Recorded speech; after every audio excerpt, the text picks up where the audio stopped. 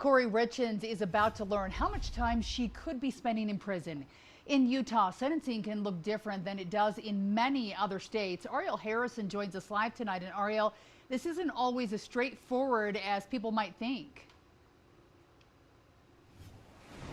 This is what's called indeterminate sentencing. So even in a high-profile case like this one, a judge still has a number of factors to consider before deciding what's next. Now, tonight I spoke with a criminal defense attorney who spells out the process and also what people should keep in mind ahead of this sentencing.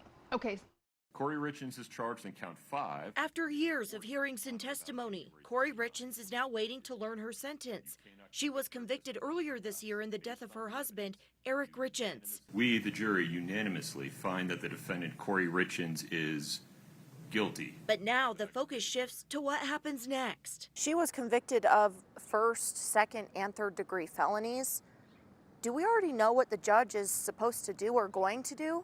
We don't know. The judge actually does have some decisions to make in this case. Criminal defense attorney Sky Lazaro once represented Richins but is no longer involved. She says before sentencing, a report is prepared reviewing the crimes, the defendant's background, and Utah sentencing guidelines. And indeterminate sentencing means the judge will often decide on a range of time instead of a specific number of years. I think that can be confusing to people. What does that really mean? It is confusing because I think, as a general public, we want to know how much time is someone going to do.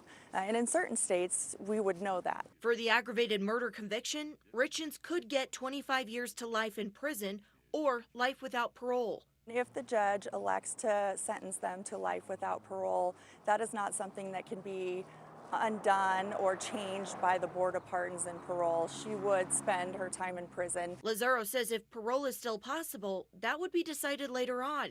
And the Board of Pardons has to look at many factors, including prison behavior and victim input. You're saying there's a lot that goes into it. And that can be difficult for victims. I agree, and I think that is one of the hard parts about just our justice system in general, no matter where you're at. I feel for victims' families because it's probably never, for some, never enough time. Now, Richins' sentencing hearing is taking place this Wednesday. Our Brian Schnee will be in the courtroom and bringing developments from there in Summit County. Reporting live, Ariel Harrison, KUTV 2 News.